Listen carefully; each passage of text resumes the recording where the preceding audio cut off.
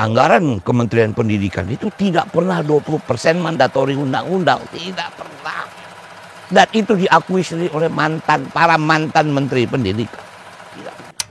Bahkan yang terbesar itu barangkali tiba-tiba kok 52% ada di dana desa.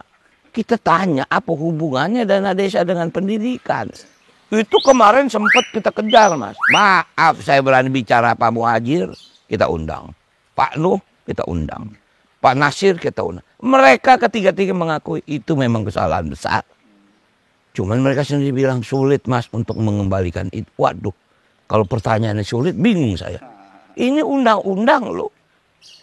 Kok sulit? Saya masih melihat, untung masih banyak lembaga pendidikan swasta. Coba kalau nggak ada, Mas, kolab nih negeri. Masih ada mau jadi guru aja hebat gitu. Kok pemerintah tidak memberikan support seperti ini? Nggak mungkin dia lahirkan presiden kalau nggak ada gurunya.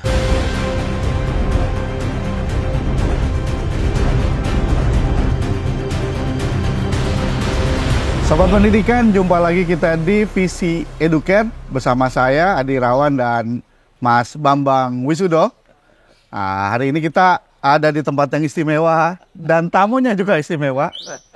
Biasa kita ngobrol-ngobrol biasa ini. Saya wawancara jadi agak bingung juga. Coba Kang. Tamu kita Bang Dul atau Bang Rano Karno. Oke, selamat pagi Kang Ade, Mas Bambang. Selamat datang di rumah impian. Ini rumah Sidul. Rumahnya enak banget. Rumahnya enak. Saya sering ke sini. Makanannya enak. Alhamdulillah. Kumaha Kang?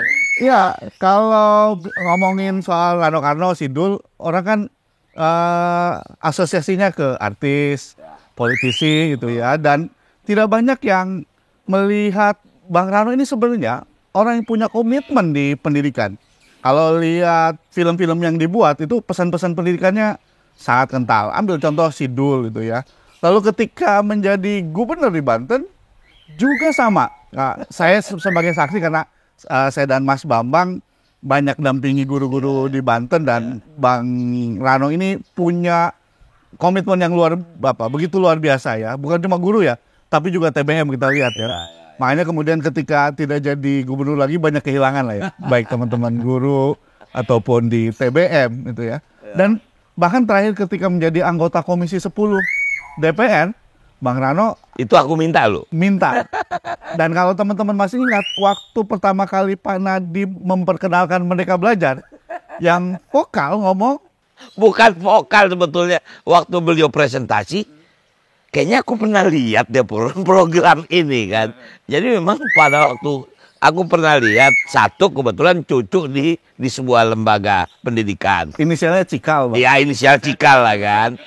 Dan artinya kemudian saya pernah melihat di sebuah YouTube tahun 2016 Mbak siapa namanya? Mbak Najia mempresentasikan itu gitu. Jadi pas Mas Nadiem lagi presentasi kok agak sama ya gitu. Makanya aku tanya, gue bilang Pak Menteri, ini sebetulnya konsep siapa sih gitu kan. Tapi by the way itu menarik. Cuman saya waktu itu bertanya, apakah konsep ini bisa diimplementasikan secara nasional? Karena infrastruktur kita belum bisa menunjang sistem itu. Walaupun memang melihat situasi global tidak bisa lain, sistem itu harus dikerjakan gitu. Cuman memang apa ya? Infrastrukturnya harus lama. Maaf, saya tidak ingin masuk dalam ya walaupun itu politik. Terbukti kan, ada satu kementerian membangun jaringan, ternyata ya banyak ya penyelewengan di sana.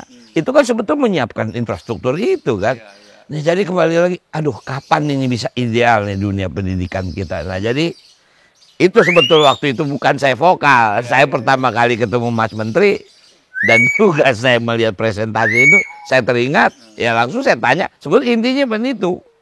Jadi banyak prasyarat nggak terpenuhi ya untuk membuat anak belajar. Agak sulit, makanya waktu saya bercanda sama Mas Menteri, Mas, udah deh, yuk jangan maaf saya bilang, yuk Mas kita nggak usah pergi misal ke Indonesia Timur lah, yuk kita ke Banten yuk. Di Banten masih banyak daerah blind spot gitu loh. Bagaimana kita bisa idealkan ini kalau infrastruktur ini nggak siap gitu loh Kang. Nah kemudian bagaimana cara kita ngejar? Memang nggak bisa cara lain, kita harus mengejar itu. Nah cuman kan dalam tanda kutip, kita juga bingung mau awal dari mana, gitu loh Kang. Nah, sekarang kan kenceng nih orang banyak yang ngomong bubarkan aja kurikulum Merdeka Belajar, guru penggerak, mau ujian nasional lagi. Ya, memang kendala di kita Mas. Ya aku sayangnya, bukan sayang aku menyesal, tapi karena ada penugasan lain kan. Aku di Komisi 10 mungkin 1 periode. 1 periode juga nggak lama Kang. Aku kalau dihitung cuma 2 tahun. Karena 3 tahun kan pandemi. Maaf Kang, kita hampir 18 staf. 15 staf meninggal dunia. Anggota DPR RI, 3 orang di komisi. Artinya itu situasional yang memang waktu itu kita juga agak sulit kita untuk fokus kemana. Nah artinya sebetulnya yang namanya dalam tanda kutip Merdeka Belajar itu kan kurikulum darurat. Yang kita pahami. Ini kurikulum darurat menghadapi situasi pada waktu itu. Ya memang Kang, punten Kang. Dunia pendidikan boleh dikatakan tidak bergerak. Iya kan, anak-anak tidak sekolah. Waktu itu mereka juga belum paham yang namanya sekolah jarak jauh. Belum ada infrastrukturnya. Barulah kita perjuangkan. Oke, kalau kita mau pakai sistem ini, tolong dong. IT-nya dibantu. Barulah dibantu kan. Setiap sekolah dapat 15 komputer. Pun itu kurang gitu loh. Nah jadi artinya itu memang dalam tanda kutip. Itu buat saya melihat itu adalah kurikulum darurat. Tapi ini smartnya si Mas Menteri. Di tengah kekurangan dia. Saya minta maaf, dia lebih di sudut lain. Tapi dia kurang di tempat yang lain. Dia ini kan orang profesional. Masuk ke dalam dunia birokrat. Saya saja yang 10 tahun di dunia birokrat. Saya masih gampang mempelajari itu. Apalagi ini dia masuk ke dalam dunia yang baru kan. Nah jadi itu kendala Mas Bambang. Mungkin itu. Ide-idenya sih bagus sebenarnya. Oh idenya bagus memang. Artinya begini. Nggak mungkin presiden menunjuk seseorang yang memang punya kapasitas lebih. Cuman kan artinya begini. Kalau Nadiem bukan dari hasil bagi-bagi jabatan lah ya Pak? Saya yakin tidak. Bukan ya? Saya yakin tidak. Dia memang punya, dia punya portfolio kan. Dia orang, artinya orang mungkin aplikator ke apa. Tapi artinya ada sistem yang memang waktu itu Indonesia melakukan cut generation. Ya memang teknologi nggak ada cara lain Mas Babang. Cuman dalam teknologi kurikulum apa yang mesti diisi kan itu. Iya. Saya ingin agak ke belakang sebenarnya. Tadi kan kita lihat ya Bang Rano bisa menjelaskan dengan sempurna lah ya soal problem pendidikan kita karena ya di Komisi 10 pernah jadi gubernur. Tapi saya ingin tarik lebih jauh. Ini latar belakang Bang Rano memiliki komitmen di pendidikan gitu ya. Kalau kita lihat misalnya di sinetron Sidul yang sampai sekarang masih itu kan anak sekolah, tukang insinyur. Iya. Itu kan jadi motivasi orang untuk ada mobilitas vertikal kan lewat pendidikan. Betul. Sekolah, perguruan tinggi. Betul. Nah, kenapa Bang Dul selalu gitu ya? Bukan hampir di semuanya ya? Mungkin Kang, mungkin harus diakui. Kita pasti punya pengalaman yang melekat yang tidak bisa kita lupakan di saat kita kecil. Ya kembali lagi mungkin menjadi terlalu jauh. Orang tua aku itu sebetulnya orang tua yang tidak akan mungkin memberikan pendidikan yang baik kepada anak-anaknya. Karena pada waktu itu realita keadaan ekonomi kita itu tidak memungkinkan. Tapi yang saya menjadi aneh, saya minta maaf menjadi aneh. Kami semua, bukan hanya saya, tapi kami semua disekolahkan di sebuah lembaga yang punya disiplin tinggi. Saya ini dari kelas 0 sampai kelas 1 SMA, Mas Bambang, sekolah di Katolik. Yang secara disiplin tinggi dan ekonominya kan juga tinggi kan. Tapi apa yang terjadi? Zaman dulu juga udah mahal. Iya. Apa yang terjadi? Pihak sekolah waktu itu banyak memberikan subsidi kepada kami. Karena dia tahu kehidupan seorang seniman. Dan itu yang membuat mereka bertoleransi menerima kami. Artinya begini deh. Jadi mungkin SPP itu aku cuma bayar 6 bulan. 6 bulan? Iya. Karena mereka tahu kemampuan kita. Nah, mungkin itu menjadi satu trigger. Dan memang keinginanku keluar dari mungkin miskin. Dibilang miskin juga tidak, kami punya rumah. tapi nggak punya listrik.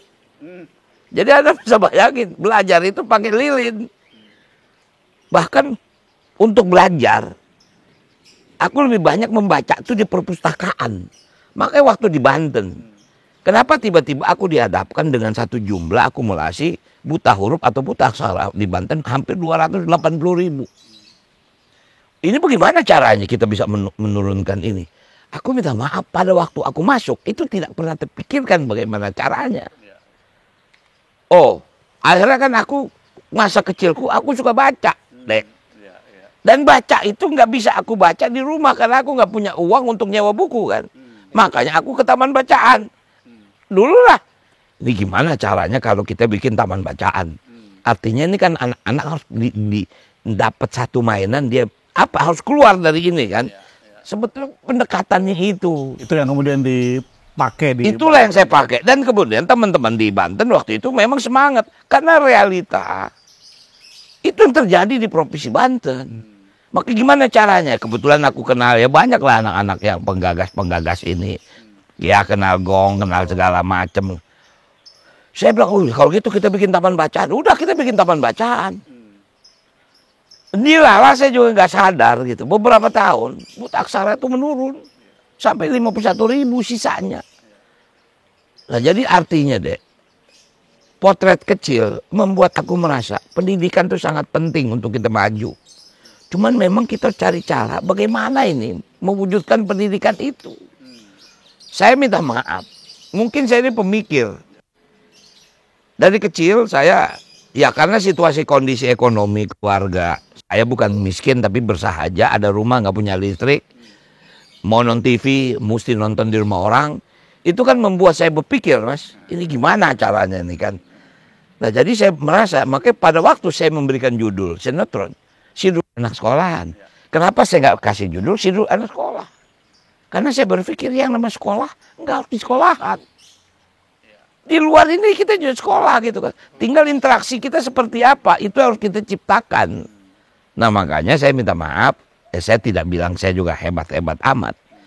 Tapi selama saya mungkin ya kalau dihitung saya 2,5 tahun di Provinsi Banten. Birokrasi Banten itu berbeda pada masa sebelum saya. Saya anggap semua teman, ayo Anda kepala dinas punya tanggung jawab.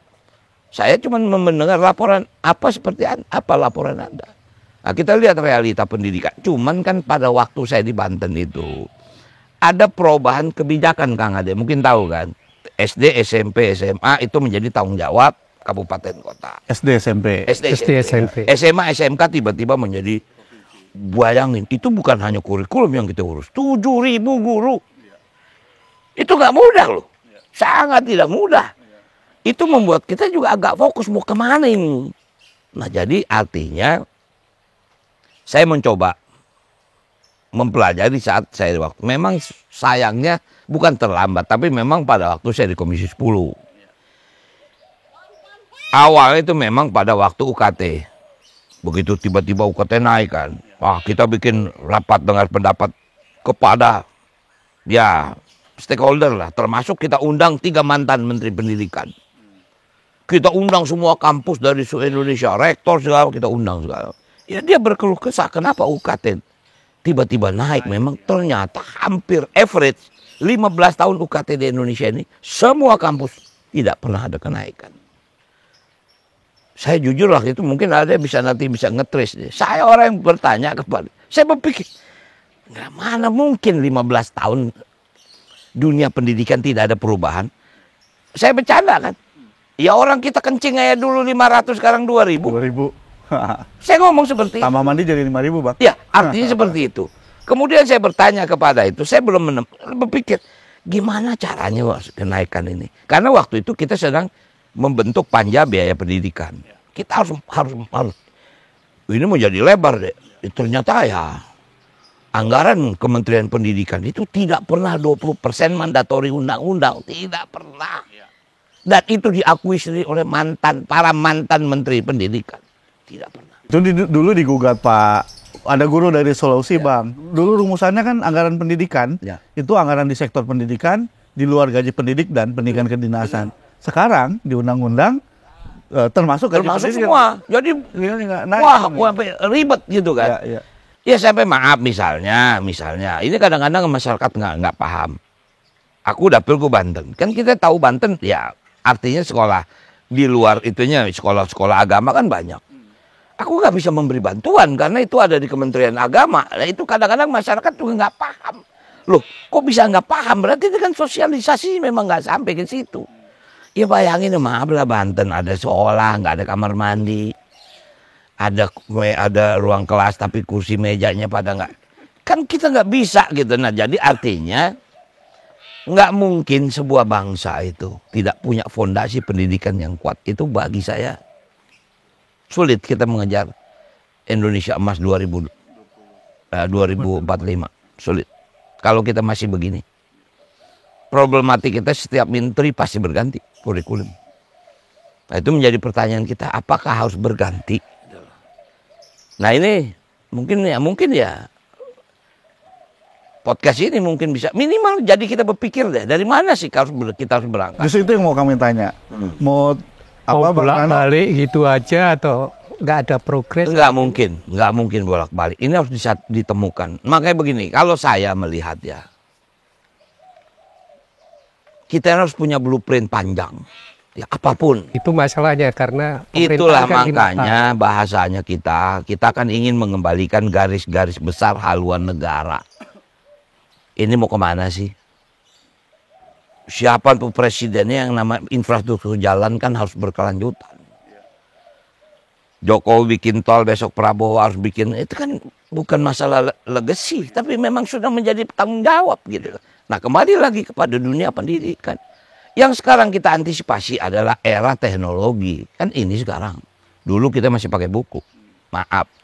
Dulu kita, mungkin masa kecil kita masih mengalami belajar tipis tebal. Iya kan? Itu bagi saya Mas. Tipis tebal tuh banyak memberikan imajinasi. Bayangin loh, tangan kita gerak loh. Kita colok di tinta dengan usung mata pena. Kemudian kita nulis nggak boleh beleberan. Itu kan memerlukan konsentrasi Mas. Kemudian kita berusaha untuk menjadi baik. Sekarang nggak ada. Akibatnya sekarang boleh kita cek. Mungkin tulisan anak kita jelek-jelek semua. Karena mereka udah iPad, udah laptop, udah semua. Udah HP. Nggak pernah mereka jarang ini. Saya masih bersyukur masih ada ijazah deh. Masih ada tulisan. Kalau ijazah nggak ada lagi, udah nggak bisa kita lihat tulisan indah lagi. Udah gitu singkatan-singkatan Bang. Sekarang itu kan kita nggak bisa. Betul. Tapi saya ini ya, kalau menurut Abang dari karut marut masalah pendidikan kita sebagai mantan kepala daerah, sebagai anggota Komisi 10 yang mengurusi pendidikan, menurut Abang mesti dimulai dari mana perbaikannya? Ini pertanyaan yang memang jujur agak sulit saya membelahnya. Ya artinya begini, saya ini kan berangkat dari sebuah kebudayaan. Saya pun kalau belajar, saya banyak mempelajari tentang film. Mungkin kalau pertanyaan tentang film, saya lebih paham bagaimana saya menjawab untuk tapi kalau ini memang jujur saya sering mencari. Ini kendala utamanya di mana sih? Kurikulum kah? Kalau memang kurikulum, apakah guru-guru kita atau pengajar-pengajar kita paham tentang kurikulum ini? Dan bisa menjalankannya. Yang pada dasar dan kenyataan setiap pergantian pemerintah, kurikulum ini pasti berganti. Sementara tenaga pengajar kita nggak belajar lagi tentang. Jadi kita juga, ya kita pernah studi banding misalnya ke beberapa, misalnya kayak gini, maaf nih mungkin saya salah. Kita lebih mengenal TK daripada PAUD. Ternyata TK itu bagian dari PAUD. Saya dikunjungi oleh komunitas PAUD ke sini. Bagaimana mereka dulu merasa TK ya PAUD ini tidak ada. Memang kenyataannya tidak ada keberpihakan. Karena memang ada dalam framing para deputi. Itu PAUD ini adalah pendidikan yang bisa dilakukan oleh masyarakat. Sementara di luar itu, yang namanya pendidikan usia dini, itu prioritas negara yang utama. Golden Age ya? Golden Age ada di situ. Wow, ternyata ya maaf, mungkin ini pemahaman saya yang cetek. Saya baru mendengar PAUD itu baru 10 tahun belakangan. Dulu kan kita tahu TK, taman bermain anak-anak. Nggak pernah ada tiba-tiba PAUD tak menjadi. Itu pun berangkatnya kenapa? Pada waktu itu Kementerian Pendidikan ada program yang namanya alat peraga AP untuk diserahkan kepada PAUD. Ternyata para PAUD ini sangat memerlukan alat peraga itu. Dan satu set itu bisa 25 unit. Kebetulan saya menyalurkan di dapil saya kan. Ya, tempat saya juga, Bang. Nah, apa saya berpikir, loh, kok kalau alat peraga ini begini penting, kenapa negara tidak berpihak total terhadap ini? Saya juga lagi tuh mikir gitu. Begitu kita kirim ke PAUD itu, mereka sudah, aduh Pak, kebanyakan tempat kita nggak muat, bingung lagi kita kan. Mereka perlu alat peraga. Tapi akhirnya bilang, gimana Pak, boleh nggak kita bagi? Silakan kalau Anda mau bagi, kan yang penting kita udah serahkan ke PAUD ini, silakan kok. Jadi memang agak complicated. Sekarang didorong wajib belajar 13 tahun. TK, PAUD itu jadi wajib. Sejak kapan didorong? Baru. Nah, kan baru kan. Baru. Makanya kan saya bilang kan, dulu di pemikiran saya, TK kita tahu, tapi PAUD kita nggak pernah dengar. Saya baru mendengar PAUD, Mas. Itu kira-kira 10 tahun lah. Makin dekat pada waktu saya di Komisi 10. Oh, ternyata ada ini gitu loh. Tapi kalau 1 tahun sebelum SD jadi wajib belajar, apalagi ditambah lagi setelah SMP, kan anggarannya jelas nggak cukup. Makin nggak cukup. Makin nggak cukup. Nah, itulah kemarin kita sedang membelah panjang biaya pendidikan ini. Kenyataannya memang ya dari para menteri itu sendiri mengakui bahwa selama ini memang tidak pernah anggaran kementerian itu 20% dari APBN. Tidak pernah. Bahkan yang terbesar itu barangkali tiba-tiba kok 52% ada di dana desa. Kita tanya apa hubungannya dana desa dengan pendidikan. Itu kemarin sempat kita kejar, Mas. Maaf saya berani bicara Pak Muhajir, kita undang. Pak Nuh, kita undang. Pak Nasir, kita undang. Mereka ketiga-tiga mengakui itu memang kesalahan besar. Cuman mereka sendiri bilang sulit, Mas, untuk mengembalikan itu. Waduh, kalau pertanyaannya sulit, bingung saya. Ini undang-undang loh. Kok sulit? Jadi bagaimana kita mau mengejar itu gitu loh. Saya bingung sebagai orang yang bukan berkecimpung di dunia pendidikan. Saya jujur. Saya berangkat dari sebuah kebudayaan. Itu yang mungkin saya pahami. Tapi begitu masuk dalam dunia pendidikan, kok begini ya, tidak ada keberpihakan. Sementara katrolan utamanya itu undang-undang. Kalau lihat latar belakang kenapa harus ada anggaran pendidikan 20%, itu salah satunya yang rumuskan teman kita, guru kita, Prof. Sujiarto. Karena dengan anggaran yang besar, kita bisa membuat pendidikan yang gratis berkeadilan, lalu mengembangkan riset teknologi. Betul. Merefer ke misalnya Jerman gitu ya. Tapi kemudian memang di tengah jalan, karena sepertinya pemerintah nggak sanggup menyediakan anggaran yang besar, undang-undangnya direvisi, Bang.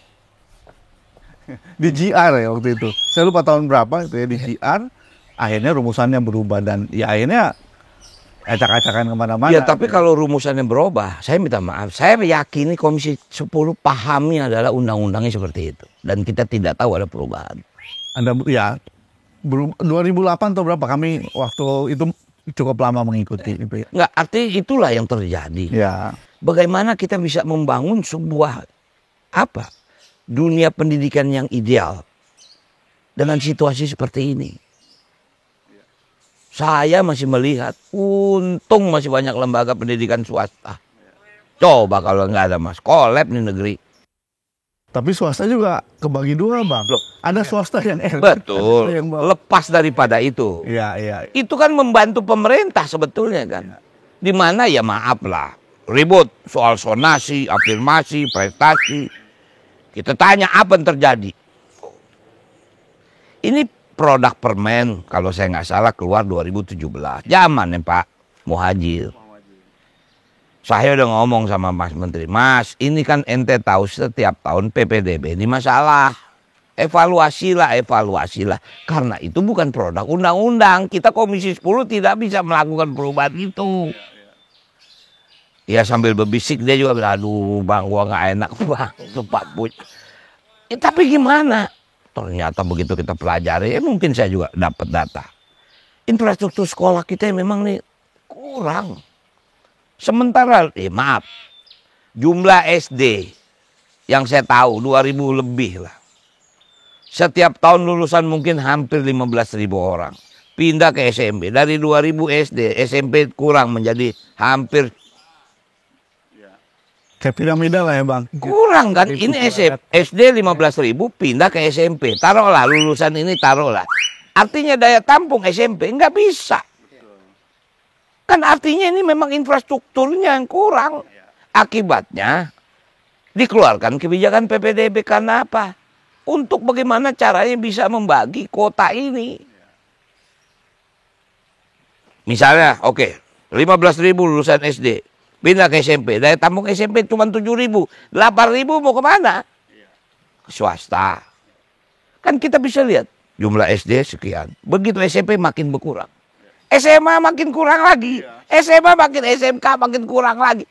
Ini gimana? Sementara lulusan kan dari tahun ke tahun bertambah deh. Problem utama kan swasta yang menengah bawah ya.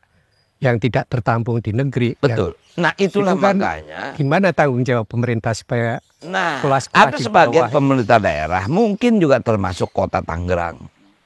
Dia memberikan beasiswa kepada anak sekolah yang masuk di swasta. Kalau di Jakarta mau dibuat kayak Itu gitu juga, akan Bang? kita lakukan. Kalau di Jakarta mau dibuat Iya. kayak gitu juga. Subsidi untuk Subsidi. Sebetulnya selama ini udah berjalan. Cuman memang imajinasi nih. Pokoknya gue mau anak gue sekolah negeri. Kan gitu. Artinya kita akan memperkuat itu. memperkuat sekolah swasta yang di Selain bawah kita ya, akan terutama. jumlahkan, akan tingkatkan jumlah sekolah, gedung sekolah. Juga kita sementara ini jadi, ini kan nunggu proses. Kita memberikan anggaran untuk sisa anak-anak yang nggak bisa diterima di negeri, dia sekolah di swasta dengan anggaran APBD. Kalau bicara Jakarta, Bang Dul, ini Jakarta ini kan duitnya banyak, lalu guru-gurunya juga, terutama yang PNS, gajinya udah yang di atas problem kan swasta. honorer. Ya, honorer. Betul, Pertama makanya itu. Mas Pram, ya udah diskusi. Kita akan meningkatkan gaji-gaji guru honorer minimal UMR. Kalau sekarang mungkin berkisar 2 juta, 3 juta, kita insya Allah harus kita capai. Kalau UMR Jakarta 4 sekian, hampir 5 juta lah. Termasuk yang swasta. Termasuk swasta. Kalau gajinya yang PNS ya, itu kan sudah sangat kompetitif. Udah lah, ya. kalau saya Tapi catat. kalau ngomong secara keseluruhan kan pendidikan di Jakarta selama ini juga biasa-biasa. Betul, biasa-biasa saja. Apa sih hebatnya Jakarta dengan Banten? Sama. Wong kurikulumnya sama. Bedanya mungkin cuma masalah kursinya. Kalau di Banten reot, di Jakarta agak kencang kan gitu aja. Bahasanya gitu. Tapi kan produknya sama. Bisa nggak sih Jakarta kayak, Jadi kalau bicara Cina itu Shanghai itu pendidikannya kan hebat dibicarakan. Jakarta bisa nggak sih? Ini saya tentu kemarin sempat ngobrol sama Mas Pram lah. Ini kan dengan adanya khusus.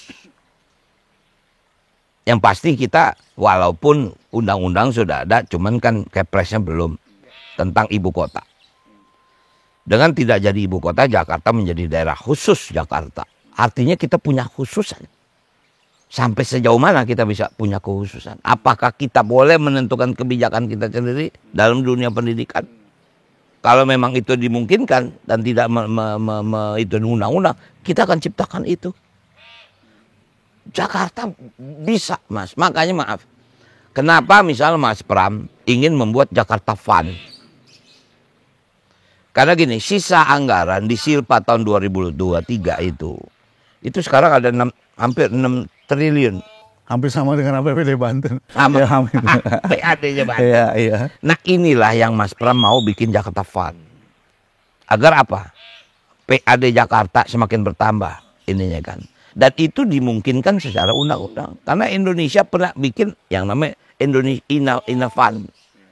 Nah dari sinilah kita kan misal satu. Ini kan banyak seniman budayawan minta namanya dana abadi kebudayaan. Bisa kita berikan. Apakah bisa kita tingkatkan honorer? Bisa dari sini. Apakah kita bisa membangun infrastruktur sekolah? Bisa dari sini. Cuman Jakarta ini kendala pertama lahan. Kan itu. Makanya Mas Pram bilang gini, Dul, kalau kita jadi nih, kita bangun di lahan-lahan milik kita. Untuk misal vertikal. Kecamatan, kelurahan kita bangun atas. Di bawah mungkin kita bikin ke pasar, atas kita. Artinya kita akan bikin seperti itu. Nah, apakah bisa kita bikin sekolah? Bisa. Cuman ini memang harus dengan apa ya? Tata ruang yang ketat. Ini kan kadang-kadang kita ini nggak sepakat dengan RT RW kita sendiri. Ya maaflah, kepentingan kelompok besar, tol saja bisa belok daripada rencana awal. Ini udah nggak bisa lagi. Tempat kita Banten belok-belok banyak belokannya sekarang. Enggak, artinya ini udah nggak bisa lagi. Apalagi lahan Jakarta yang begini terbatas dengan populasi yang besar. Makanya kalau ditanya, Bang, bagaimana konsep Abang tentang banjir, tentang macet, itu udah klasik, jawaban pasti klasik. Bagaimana kita bisa mengurai 4 juta masyarakat, pagi hari 5 juta kayak 9 juta malam hari, berarti 4 juta orang datang ke Jakarta dari segala ujung. Dari kampung ente, dari Bekasi, dari Bogor, dari Depok, begini kan masuk semua tuh kan. Makanya kalau kita nggak siapin infrastruktur sarana transportasi umum, repot. Cuman apakah dengan transportasi umum itu cukup? Belum cukup juga Mas Bambang. Makanya setiap tahun kan Pemda DKI itu memberikan bantuan hibah besar kepada wilayah penyangga. Kok tahu sih Bang? Loh, aku ini kan pernah jadi gubernur Banten. Aku pernah menjadi ketua tim koordinator wilayah Jabodetabek. Jadi waktu itu Jakarta mau kasih kota, mau kasih Tangerang, 100 miliar, 120 miliar. Mereka minta persetujuan dulu, minimal gubernur Banten tahu. Dan bukan sekembarangan kasih, oke. Anda ngajuin dulu perencanaan untuk apa? Infrastruktur. Misalnya seperti itu, misalnya Mas Bambang. Terakhir soal, kami kan tahu Abang dekat dengan guru-guru ya. Dari berbagai organisasi lah ya. PGRI, kalau di Banten namanya Koalisi Guru Banten, Serikat Guru Tangerang, begitu. Kenapa Abang misalnya punya concern yang cukup dalam terhadap guru-guru ini? Ya, mungkin terlalu sentimental kali ya kalau aku jawab ya. Kenapa aku minta di Banten? Karena aku merasa Banten masih perlu bantuan. Aku minta loh sama Ibu Ketua Umum di Dapil Banten. Maaf Mas Bambang, kalau mungkin sekedar mau menang. Aku kalau di Jakarta jauh lebih menang. Lebih aman daripada Banten. Caleg ya, bukan pilkada ya. Tapi saya minta sama Ibu. 2 permintaan saya Mas Bambang. 1 saya minta di Dapil Banten. Karena saya merasa waktu itu tugas saya belum selesai. Yang kedua, pada waktu saya jadi anggota DPR RI, saya minta di Komisi 10. Karena apa? Saya melihat dunia pendidikan Banten, ya jangan lihat Tangerang Raya dong, jangan lihat Karawaci, jangan lihat itu, iyalah. Tapi mari kita lihat, ya bukan ngecili, tapi ini kan kenyataan. Kita pergilah ke Cilegon, pergilah ke Serang, Kabupaten, pergilah Pandeglang, masuk lagi ke Lebak. Makanya kemarin waktu Ridwan Kamil nanya, dia pura-pura nggak tahu gitu loh. Tentang IPM. Mestinya dia tahu, nggak perlu dia tanya itu. Udah gitu datanya salah lagi kan. Cuman kan gue nggak mau berdebat itu habis waktu kan. Singkat kata kenapa aku concern. Pendidikan dan guru ya Bang? Pendidikan dan guru. Ya bayangin Kang, di tengah kesulitan begini mereka masih mau berbakti untuk Provinsi Banten. Itu. Saya ketemu guru di Baduy. Dia mau ngajar walaupun Baduy luar bukan Baduy dalam. Walaupun memang dia tidak mengajar secara langsung, tapi dia mengajar nggak jauh dari Baduy luar. Ngobrol. Ya dia bicara gitu. Kumaha Pak, kalau saya nggak ngajar anak-anak ini kemana? Itu yang menjadi terngiang saya gitu kan. Gaji paling 300.000 gitu. Gimana sih caranya nih bisa? Cuman itu kan kembali lagi masalah gaji itu kan komponen PAD kabupaten kota masing-masing. Makanya provinsi memberikan hibah. Ini loh hibah, ya itu kan juga buat infrastruktur sekolah, ya kesejahteraan guru. Cuman pasti dengan PAD yang kecil nggak mungkin bisa mengisi semuanya di Banten itu. Harusnya Banten itu bergeraknya CSR. Nah cuman kepedulian CSR ini nih di Banten ini nggak besar. Dipelajarin ternyata komponen CSR pajak terbesar dia bayar ke Jakarta. Karena kantor pusatnya di Jakarta. Ini menjadi kendala sebetulnya kan. Nah makanya mungkin kalau besok insya Allah saya jadi, pasti saya akan bicara sama Mas Pramas. Tentu Jakarta ini masih membutuhkan wilayah penyangga. Nggak ada gunanya kita membangun gedung kalau manusianya kita nggak siapin. Nggak ada gunanya. Dan dia sangat paham soal itu. Kita nggak mungkin bangun sekolahan kalau gurunya nggak punya qualified. Dan kesejahteraan. Dan dia tentu qualified pasti ujungan kesejahteraan kan. Nah cuman kalau maaf tadi Kang Ade nanya soal Banten, sebelum saya di Provinsi Banten, saya kan di Kabupaten Tangerang. Nggak jauh dari rumah saya.